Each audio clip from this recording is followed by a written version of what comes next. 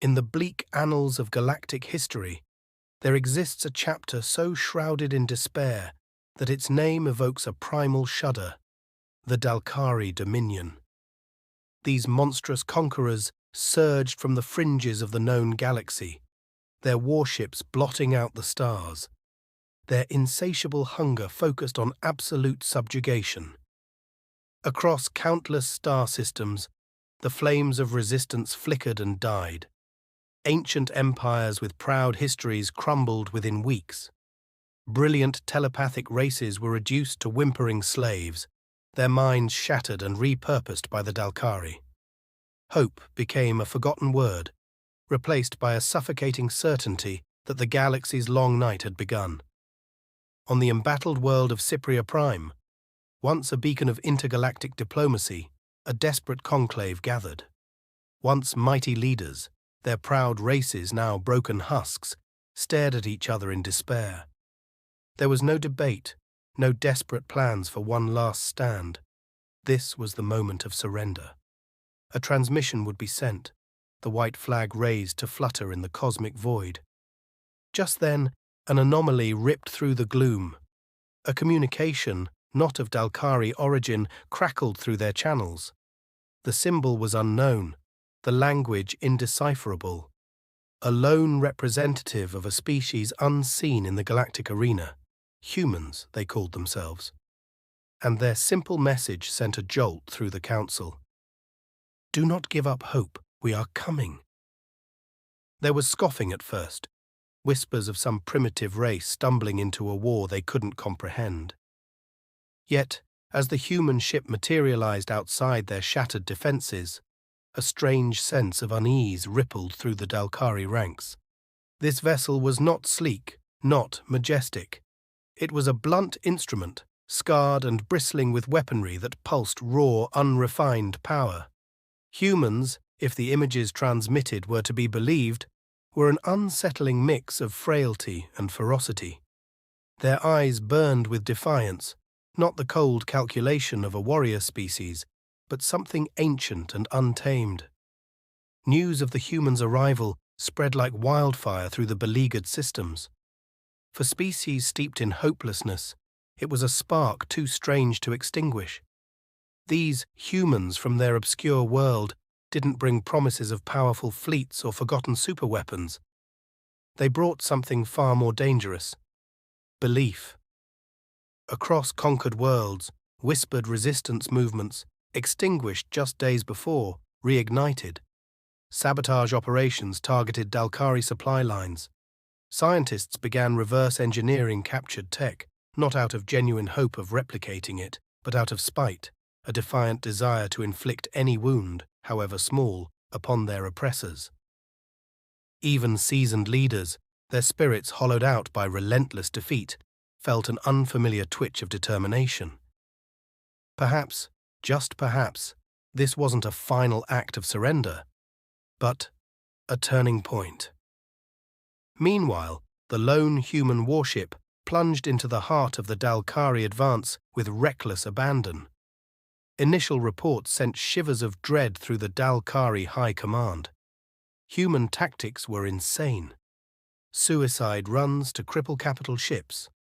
Boarding parties fighting with a crazed disregard for their own lives. This wasn't war, it was chaos, given form. Then came the skirmish at Covanta the Thrua. A Dalkari armada moved to annihilate a minor rebel outpost. As the warships closed in, a single human vessel warped in directly on their flank, a flickering, wounded beast spitting defiance. The sheer audacity of it made the Dalkari commander hesitate. That hesitation was his doom. From the ravaged human ship hurtled escape pods, dozens of them. Not towards safety, but towards the Dalkari vessels. Then, in a horrifying spectacle that would be etched into galactic legend, those pods slammed through Dalkari hulls. But they were filled not with explosives, but with human warriors who came flooding out of the pods. Armed with crude cutting tools and makeshift weapons, the humans carved their way into the Dalkari ships, not to win, but to inflict maximum chaos. Control rooms were sabotaged, weapon systems overloaded. They were phantoms, specters of a species that refused to die quietly. The human ship was vaporized, their warriors slaughtered. Yet the Dalkari fleet was in disarray. The attack stalled long enough for the rebels to escape. For the first time, fear tinged the edges of Dalkari supremacy. They had crushed empires, but these humans, they were something else. They were the first faint echo of a galaxy that remembered how to fight back. The Battle of Corvanta III didn't just halt a Dalkari advance. It ignited a revolution within the minds of the conquered species. Humans were the catalyst, their insane bravado the spark that defied the oppressor's narrative of absolute dominance. The Varani, once the galaxy's foremost strategists, now enslaved, began to see unsettling potential in raw human aggression. Their meticulous plans gained teeth, a touch of desperation that transformed calculated withdrawals into feints, luring overconfident Dalkari forces into devastating traps.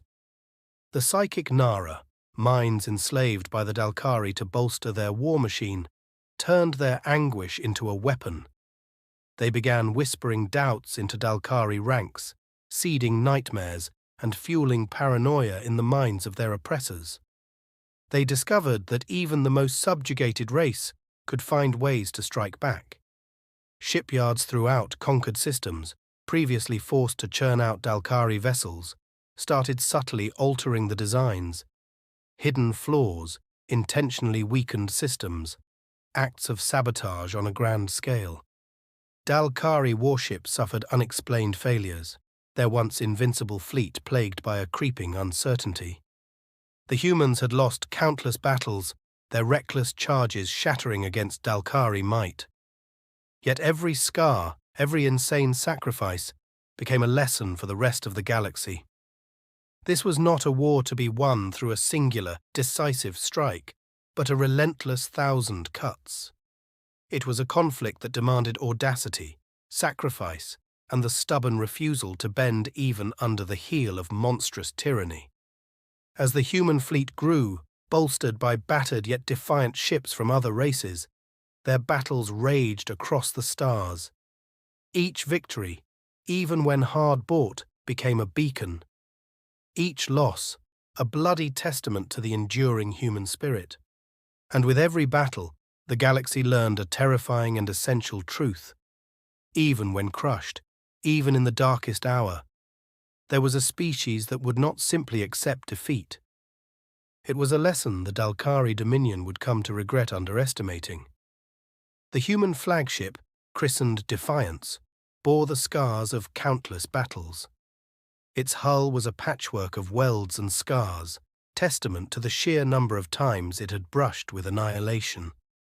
Yet, it remained a rallying point, a symbol of unyielding resistance for the newly united front against the Dalkari. General Zarias, a member of the Varani race whose calm determination belied the fierce fire in his eyes, addressed the assembled commanders. "The Dalkari are powerful, yes," he conceded, his voice resonating through the holographic communication chamber. "But they rely on predictability, on crushing us with overwhelming force." A holographic map flickered to life, showing a strategically crucial Dalkari shipyard nestled within a heavily fortified star system.